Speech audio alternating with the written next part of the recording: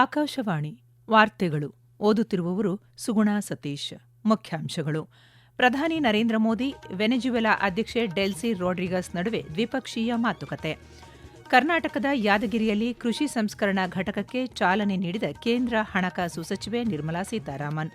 ವಾರಣಾಸಿಯಲ್ಲಿ ಇಂದಿನಿಂದ 2 ದಿನಗಳ ಬ್ರಿಕ್ಸ್ ಸಾಂಸ್ಕೃತಿಕ ಕಾರ್ಯಪಡೆ ಸಭೆ ಆರಂಭ. ಮತ್ತು ಕಾಂಗೋದಲ್ಲಿ ಎಬೋಲಾ ಉಲ್ಬಣ ನಿಯಂತ್ರಣಕ್ಕೆ ತೀವ್ರ ಪ್ರಯತ್ನ, ವಿಶ್ವ ಆರೋಗ್ಯ ಸಂಸ್ಥೆ ಹೇಳಿಕೆ. ಪ್ರಧಾನಿ ನರೇಂದ್ರ ಮೋದಿ ನವದೆಹಲಿಯಲ್ಲಿಂದು ವೆನೆಜುವೆಲಾದ ಹಂಗಾಮಿ ಅಧ್ಯಕ್ಷೆ ಡೆಲ್ಸಿ ರೋಡ್ರಿಗಸ್ ಅವರೊಂದಿಗೆ ದ್ವಿಪಕ್ಷೀಯ ಮಾತುಕತೆ ನಡೆಸಿದರು. ಹೈದರಾಬಾದ್ ಹೌಸ್ನಲ್ಲಿ ನಡೆಯುತ್ತಿರುವ ಮಾತುಕತೆಯಲ್ಲಿ ಭಾರತ ವೆನೆಜುವೆಲಾ ಸಂಬಂಧಗಳು ಮತ್ತು ಇಂಧನ ಭದ್ರತೆ, ವ್ಯಾಪಾರ ಮತ್ತು ಹೂಡಿಕೆ, ಔಷಧಗಳು, ಆರೋಗ್ಯ ರಕ್ಷಣೆ, ಸಾರಿಗೆ ಮತ್ತು ನವೀಕರಿಸಬಹುದಾದ ಇಂಧನ ಕ್ಷೇತ್ರಗಳಲ್ಲಿ ಮತ್ತಷ್ಟು ಸಹಕಾರ ವೃದ್ಧಿ ಕುರಿತು ಚರ್ಚೆ ನಡೆಯಿತು. ಇದಕ್ಕೂ ಮುನ್ನ ಅಧ್ಯಕ್ಷೆ ರೋಡ್ರಿಗಸ್ ವಿದೇಶಾಂಗ ವ್ಯವಹಾರಗಳ ಸಚಿವ ಡಾ ಎಸ್ ಜೈಶಂಕರ್ ಅವರೊಂದಿಗೆ ಸಮಾಲೋಚನೆ ನಡೆಸಿದರು. ಈ ಕುರಿತು ಮಾಹಿತಿ ಹಂಚಿಕೊಂಡಿರುವ ಜೈಶಂಕರ್, ಹಂಗಾಮಿ ಅಧ್ಯಕ್ಷರು ಭಾರತ ವೆನೆಜುವೆಲಾ ಸಂಬಂಧಗಳ ಬಗ್ಗೆ ದೀರ್ಘಕಾಲದ ಬದ್ಧತೆ ಹೊಂದಿದ್ದಾರೆ.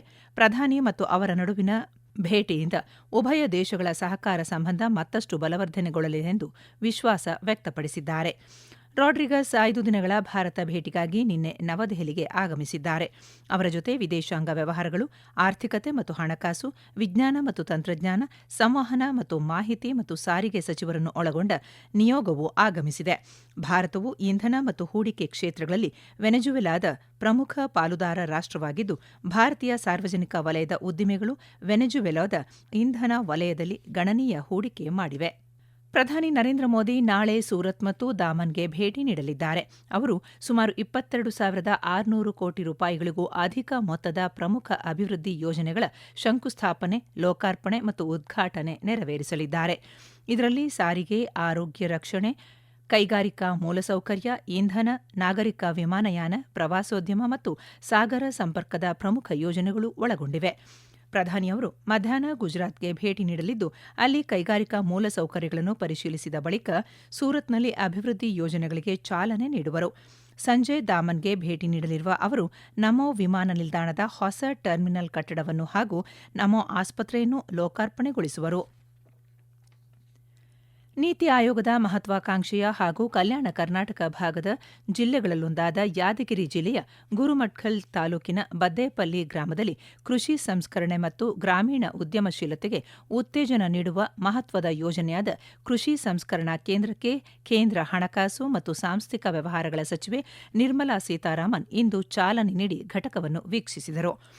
ಸಂಸ್ಕರಣಾ ಘಟಕ ನಿರ್ವಹಿಸುವ ಮಹಿಳಾ ಸ್ವಸಹಾಯ ಸಂಘದ ಸದಸ್ಯರೊಡನೆ ಸಮಾಲೋಚಿಸಿದ ಕೇಂದ್ರ ಸಚಿವರು ಉತ್ಪನ್ನಗಳ ತಯಾರಿಕೆ, ಸಂಸ್ಕರಣೆ ಹಾಗೂ ಮಾರುಕಟ್ಟೆ ಕುರಿತು ಮಾಹಿತಿ ಪಡೆದರು.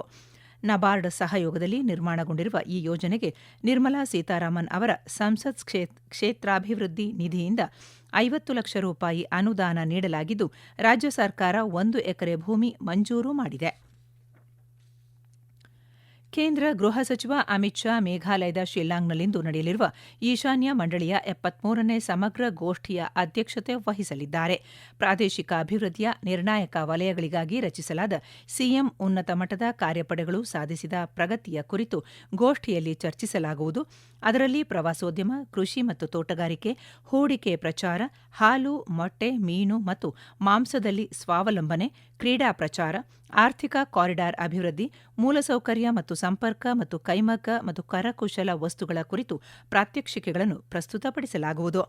2047ರ ವೇಳೆಗೆ ಈಶಾನ್ಯ ಪ್ರದೇಶವನ್ನು ಆರ್ಥಿಕ ಬೆಳವಣಿಗೆ, ಸಂಪರ್ಕ, ನಾವೀನ್ಯತೆ, ಸುಸ್ಥಿರತೆ ಮತ್ತು ಸಾಂಸ್ಕೃತಿಕ ಸಮೃದ್ಧಿಯ ತಾಣವನ್ನಾಗಿ ಪರಿವರ್ತಿಸಲು ದೀರ್ಘಾವಧಿಯ ನೀಲನಕ್ಷೆಯನ್ನು ರೂಪಿಸುವ ಈಶಾನ್ಯ ಮಿಷನ್ ಪ್ಲಾನ್ 2047 ಕುರಿತು ಸಭೆ ಚರ್ಚಿಸುತ್ತದೆ. ಈಶಾನ್ಯ ಪ್ರದೇಶದ ಅಭಿವೃದ್ಧಿ ಸಚಿವ ಜ್ಯೋತಿರಾದಿತ್ಯ ಸಿಂಧ್ಯಾ, ರಾಜ್ಯ ಸಚಿವ ಸುಕಾಂತ ಮಜುಮ್ದಾರ್, 8 ಈಶಾನ್ಯ ರಾಜ್ಯಗಳ ರಾಜ್ಯಪಾಲರು ಮತ್ತು ಮುಖ್ಯಮಂತ್ರಿಗಳು, ಸಂಸದರು ಮತ್ತು ಕೇಂದ್ರ ಮತ್ತು ರಾಜ್ಯ ಸರ್ಕಾರಗಳ ಹಿರಿಯ ಅಧಿಕಾರಿಗಳು ಸಭೆಯಲ್ಲಿ ಭಾಗವಹಿಸಲಿದ್ದಾರೆ. ಈ ವಾರ್ತೆಗಳನ್ನು ಆಕಾಶವಾಣಿಯಿಂದ ಕೇಳುತ್ತಿದ್ದೀರಿ.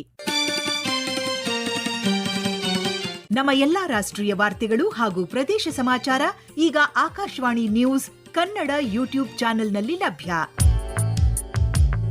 ನಮ್ಮ ಎಕ್ಸ್ ಖಾತೆ ಮತ್ತು ಇನ್ಸ್ಟಾಗ್ರಾಂ ಖಾತೆ ಆಕಾಶವಾಣಿ ನ್ಯೂಸ್ ಕನ್ನಡ. ಹೆಚ್ಚಿನ ಮಾಹಿತಿಗಾಗಿ ನಮ್ಮ ಫೇಸ್ಬುಕ್ ಖಾತೆ AIR ಕನ್ನಡ ನ್ಯೂಸ್ ಅನುಸರಿಸಿ. ಮಾಹಿತಿಯ ಹೂರಣ ವಾರದ ಕಾರ್ಯಕ್ರಮ ಪ್ರಚಲಿತ ವಿದ್ಯಮಾನ ಪ್ರತಿ ಬುಧವಾರ 9:15ಕ್ಕೆ. ಪ್ರಧಾನಿ ನರೇಂದ್ರ ಮೋದಿ ಅವರು ಪ್ರತಿನಿಧಿಸುವ ಲೋಕಸಭಾ ಕ್ಷೇತ್ರ ಹಾಗೂ ವಿಶ್ವದ ಪ್ರಾಚೀನ ನಗರಗಳಲ್ಲಿ ಒಂದಾದ ವಾರಣಾಸಿ ಐತಿಹಾಸಿಕ ಅಂತಾರಾಷ್ಟೀಯ ಕಾರ್ಯಕ್ರಮಕ್ಕೆ ಸಾಕ್ಷಿಯಾಗುತ್ತಿದೆ. G20 ಸಭೆಗಳನ್ನು ಯಶಸ್ವಿಯಾಗಿ ಆಯೋಜಿಸಿದ್ದ ವಾರಣಾಸಿ ಇದೀಗ ಬ್ರಿಕ್ಸ್ ಸಾಂಸ್ಕೃತಿಕ ಕಾರ್ಯಪಡೆಯ 2ನೇ ಸಭೆಗೆ ಆತಿಥ್ಯ ವಹಿಸುತ್ತಿದೆ. ಇಂದು ಮತ್ತು ನಾಳೆ ನಡೆಯಲಿರುವ ಸಭೆಯಲ್ಲಿ ಚೀನಾ, ಬ್ರೆಜಿಲ್, ಈಜಿಪ್ಟ್ ಸೇರಿದಂತೆ 11 ಬ್ರಿಕ್ಸ್ ಸದಸ್ಯ ರಾಷ್ಟ್ರಗಳು ಭಾಗವಹಿಸಲಿವೆ. ಈ ಸಭೆ ಹಿರಿಯ ರಾಯಭಾರಿಗಳು, ನೀತಿ ನಿರೂಪಕರು ಮತ್ತು ಸಾಂಸ್ಕೃತಿಕ ಪರಿಣಿತರ ಒಗ್ಗೂಡುವಿಕೆಗೆ ಕಾರಣವಾಗಲಿದೆ. ಸಭೆಯ ಅಂಗವಾಗಿ ಕಾಶಿಯ ಅತ್ಯಂತ ಹೆಸರುವಾಸಿಯಾಗಿರುವ ಜಿಐ ಮಾನ್ಯತೆ ಪಡೆದ ವಸ್ತುಗಳ ಪ್ರದರ್ಶನವೂ ನಡೆಯಲಿದೆ. ಜೊತೆಗೆ ವಾರಣಾಸಿಯ ಶ್ರೀಮಂತ ಕರಕುಶಲ ಕಲೆಯನ್ನು ಬಿಂಬಿಸುವ 6 ವಿಶಿಷ್ಟ ಉತ್ಪನ್ನಗಳ ಪ್ರದರ್ಶನವೂ ನಡೆಯಲಿದೆ. ಯೋಗವು ವಿಶ್ವದಾದ್ಯಂತ ಅಪಾರ ಜನಪ್ರಿಯತೆಯನ್ನು ಗಳಿಸುತ್ತಿದೆ ಎಂದು ಪ್ರಧಾನಿ ನರೇಂದ್ರ ಮೋದಿ ಹೇಳಿದ್ದಾರೆ. ಅವರು ಸಾಮಾಜಿಕ ಮಾಧ್ಯಮ ಪೋಸ್ಟ್ನಲ್ಲಿ ಇಂದು ಗುಜರಾತ್ನ ಅಹಮದಾಬಾದ್ನಲ್ಲಿ ನಡೆಯಲಿರುವ 2026ರ ಮೊದಲ ವಿಶ್ವ ಯೋಗಾಸನ ಕ್ರೀಡಾ ಚಾಂಪಿಯನ್ಶಿಪ್ನಲ್ಲಿ ವರ್ಚುವಲ್ ಮೂಲಕ ಭಾಗವಹಿಸುತ್ತಿರುವುದಾಗಿ ತಿಳಿಸಿದ್ದಾರೆ. ಚಾಂಪಿಯನ್ಶಿಪ್ ಜಗತ್ತಿನಾದ್ಯಂತ ಎಲ್ಲ ಯೋಗ ಉತ್ಸಾಹಿಗಳನ್ನು ಒಗ್ಗೂಡಿಸಿದೆ.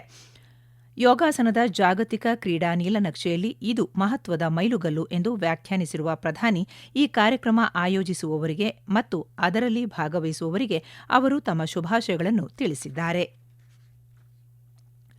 ಭಾರತ ಮತ್ತು ಅಮೆರಿಕ ನಡುವೆ ನಡೆಯುತ್ತಿರುವ ಬಹು ನಿರೀಕ್ಷಿತ ವ್ಯಾಪಾರ ಒಪ್ಪಂದ ಮಾತುಕತೆ ಇನ್ನು ಕೆಲವೇ ವಾರಗಳಲ್ಲಿ ಮುಕ್ತಾಯಗೊಳ್ಳಲಿದೆ ಎಂದು ಅಮೆರಿಕ ವಿದೇಶಾಂಗ ಸಚಿವ ಮಾರ್ಕ್ ರುಬಿಯೋ ಹೇಳಿದ್ದಾರೆ. ಕಳೆದ ರಾತ್ರಿ ಮಾಧ್ಯಮಗಳೊಂದಿಗೆ ಮಾತನಾಡಿದ ಅವರು, ವಾಷಿಂಗ್ಟನ್ ಮತ್ತು ದೆಹಲಿ ನಡುವೆ ಸಮಾಲೋಚನೆಗಳು ಮುಕ್ತಾಯ ಹಂತ ತಲುಪಿವೆ.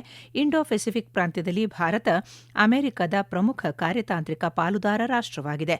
ವಿಶ್ವದ ಅತಿದೊಡ್ಡ ಮತ್ತು 2 ಹಳೆಯ ಪ್ರಜಾಪ್ರಭುತ್ವಗಳ ನಡುವೆ ಆರ್ಥಿಕ ಸಂಬಂಧಗಳು ಅತ್ಯಂತ ವೇಗವಾಗಿ ಬೆಳವಣಿಗೆ ಹೊಂದುತ್ತಿವೆ ಎಂದು ಅವರು ಹೇಳಿದ್ದಾರೆ. ಕ್ವಾಡ್ ಚರ್ಚೆಗಳಲ್ಲಿ ಭಾರತವನ್ನು ಸೇರ್ಪಡೆ ಮಾಡಿಕೊಳ್ಳುವ ಬಗ್ಗೆ ತಮ್ಮ ಭಾರತ ಭೇಟಿ ವೇಳೆ ಸಮಾಲೋಚನೆ ನಡೆಸಲಾಗಿದೆ. ಇದರಿಂದ ಇಂಡೋ ಪೆಸಿಫಿಕ್ ಪ್ರದೇಶದಲ್ಲಿ ಸಾಗರ ಸಹಕಾರ ಬಾಂಧವ್ಯ ವೃದ್ಧಿಯಾಗಲಿದೆ ಎಂದು ಹೇಳಿದ್ದಾರೆ. ಆಸ್ಟ್ರಿಯಾ, ಕರ್ಗಿಸ್ತಾನ್, ಪೋರ್ಚುಗಲ್, ಟ್ರಿನಿಡಾಡ್ ಮತ್ತು ಟೊಬ್ಯಾಗೊ ಹಾಗೂ ಜಿಂಬಾಬ್ವೆ ರಾಷ್ಟ್ರಗಳು 2 ವರ್ಷಗಳ ಅವಧಿಗೆ ವಿಶ್ವಸಂಸ್ಥೆಯ ಭದ್ರತಾ ಮಂಡಳಿಯ ಖಾಯಂ-ಏತರ ರಾಷ್ಟ್ರಗಳಾಗಿ ಆಯ್ಕೆಯಾಗಿವೆ. ಈ 5 ರಾಷ್ಟ್ರಗಳು 2027ರ ಜನವರಿ 1ರಿಂದ 2028ರಿಂದ ಡಿಸೆಂಬರ್ 31ರವರೆಗೆ ಭದ್ರತಾ ಮಂಡಳಿಯ ಸದಸ್ಯ ರಾಷ್ಟ್ರಗಳಾಗಿ ಕಾರ್ಯನಿರ್ವಹಿಸಲಿವೆ. ಈ ಹಿಂದೆ ಸದಸ್ಯ ರಾಷ್ಟ್ರಗಳಾಗಿದ್ದ ಡೆನ್ಮಾರ್ಕ್, ಗ್ರೀಸ್, ಪಾಕಿಸ್ತಾನ, ಪನಾಮ ಮತ್ತು ಸೊಮಾಲಿಯಾ ಬದಲಿಗೆ ಹೊಸದಾಗಿ 5 ರಾಷ್ಟ್ರಗಳಿಗೆ ಖಾಯಂ-ಏತರ ಸದಸ್ಯ ಸ್ಥಾನಮಾನ ನೀಡಲಾಗಿದೆ. ಕಾಂಗೋ ಗಣರಾಜ್ಯದಲ್ಲಿ ಎಬೋಲಾ ಸೋಂಕು ಹರಡುವಿಕೆ ಹೆಚ್ಚಾಗಿದ್ದು, ಇದನ್ನು ನಿಯಂತ್ರಿಸಲು ಪ್ರಯತ್ನಗಳನ್ನು ಕೈಗೊಳ್ಳಲಾಗುತ್ತಿದೆ ಎಂದು ವಿಶ್ವ ಆರೋಗ್ಯ ಸಂಸ್ಥೆ ತಿಳಿಸಿದೆ. ಜಿನೇವಾ ಸುದ್ದಿಗೋಷ್ಠಿಯಲ್ಲಿ ಮಾತನಾಡಿದ ವಿಶ್ವ ಆರೋಗ್ಯ ಸಂಸ್ಥೆಯ ಮಹಾನಿರ್ದೇಶಕ ತೆದ್ರೋಸ್ ಅಧಾನೋಮ್, ಸೋಂಕು ದೊಡ್ಡ ಪ್ರಮಾಣದಲ್ಲಿ ಇಳುಬಣಿಸುತ್ತಿದ್ದು, ಆರೋಗ್ಯ ಅಧಿಕಾರಿಗಳು ಅದನ್ನು ನಿಯಂತ್ರಿಸಲು ಶ್ರಮಿಸುತ್ತಿದ್ದಾರೆ ಎಂದರು. ಸೋಂಕು ಕಾಣಿಸಿಕೊಂಡ ಪ್ರದೇಶಕ್ಕೆ ಭೇಟಿ ನೀಡಿ ಪರಿಶೀಲಿಸಲಾಗಿದ್ದು, ಸ್ಥಳೀಯ ಆರೋಗ್ಯ ಕಾರ್ಯಕರ್ತರು ಮತ್ತು ಅಧಿಕಾರಿಗಳು ಅತ್ಯಂತ ಬದ್ಧತೆಯಿಂದ ಸೋಂಕು ನಿಯಂತ್ರಣಕ್ಕೆ ಎಲ್ಲ ಕ್ರಮಗಳನ್ನು ಕೈಗೊಳ್ಳುತ್ತಿದ್ದಾರೆ ಎಂದು ಅವರು ಹೇಳಿದರು. ಮೇ ತಿಂಗಳ ಮಧ್ಯಭಾಗದಲ್ಲಿ ಕಾಂಗೋದಲ್ಲಿ ಕಾಣಿಸಿಕೊಂಡ ಸೋಂಕು ಈವರೆಗೆ 344 ಮಂದಿಯಲ್ಲಿ ದೃಢಪಟ್ಟಿದ್ದು, 60 ಮಂದಿ ಸಾವನ್ನಪ್ಪಿದ್ದಾರೆ. ಯುಕೆ ವಿದೇಶಾಂಗ ಮತ್ತು ಕಾಮನ್ವೆಲ್ತ್ ವ್ಯವಹಾರಗಳ ಕಾರ್ಯದರ್ಶಿ ಯುವೆಟ್ ಕೂಪರ್ 2 ದಿನಗಳ ಭಾರತ ಭೇಟಿಗಾಗಿ ಇಂದು ಬೆಳಗ್ಗೆ ನವದೆಹಲಿಗೆ ಆಗಮಿಸಿದರು. ಅವರು ಇಂದು ಪ್ರಧಾನಿ ನರೇಂದ್ರ ಮೋದಿ ಅವರೊಂದಿಗೆ ದ್ವಿಪಕ್ಷೀಯ ಸಮಾಲೋಚನೆಗಳನ್ನು ನಡೆಸಲಿದ್ದಾರೆ. ಕೂಪರ್ ಸಂಜೆ ವಿದೇಶಾಂಗ ವ್ಯವಹಾರಗಳ ಸಚಿವ ಡಾ ಎಸ್ ಜೈಶಂಕರ್ ಅವರನ್ನು ಭೇಟಿ ಮಾಡಿ ಉಭಯ ದೇಶಗಳ ಸಂಬಂಧ ವೃದ್ಧಿಯ ಕುರಿತು ಚರ್ಚೆ ನಡೆಸಲಿದ್ದಾರೆ. ಈಗ ಮತ್ತೊಮ್ಮೆ ಮುಖ್ಯಾಂಶಗಳು. ಪ್ರಧಾನಿ ನರೇಂದ್ರ ಮೋದಿ ವೆನೆಜುವೆಲಾ ಅಧ್ಯಕ್ಷೆ ಡೆಲ್ಸಿ ರೋಡ್ರಿಗಸ್ ನಡುವೆ ದ್ವಿಪಕ್ಷೀಯ ಮಾತುಕತೆ. ಕರ್ನಾಟಕದ ಯಾದಗಿರಿಯಲ್ಲಿ ಕೃಷಿ ಸಂಸ್ಕರಣಾ ಘಟಕಕ್ಕೆ ಚಾಲನೆ ನೀಡಿದ ಕೇಂದ್ರ ಹಣಕಾಸು ಸಚಿವೆ ನಿರ್ಮಲಾ ಸೀತಾರಾಮನ್. ವಾರಣಾಸಿಯಲ್ಲಿ ಇಂದಿನಿಂದ 2 ದಿನಗಳ ಬ್ರಿಕ್ಸ್ ಸಾಂಸ್ಕೃತಿಕ ಕಾರ್ಯಪಡೆ ಸಭೆ ಆರಂಭ. ಮತ್ತು ಕಾಂಗೋದಲ್ಲಿ ಎಬೋಲಾ ಉಲ್ಬಣ ನಿಯಂತ್ರಣಕ್ಕೆ ತೀವ್ರ ಪ್ರಯತ್ನ, ವಿಶ್ವ ಆರೋಗ್ಯ ಸಂಸ್ಥೆ ಹೇಳಿಕೆ. ಇಲ್ಲಿಗೆ ವಾರ್ತಾ ಪ್ರಸಾರ ಮುಕ್ತಾಯವಾಯಿತು. ನಮ್ಮ ಮುಂದಿನ ವಾರ್ತಾ ಪ್ರಸಾರ ಮಧ್ಯಾಹ್ನ 2:30 ನಿಮಿಷಕ್ಕೆ.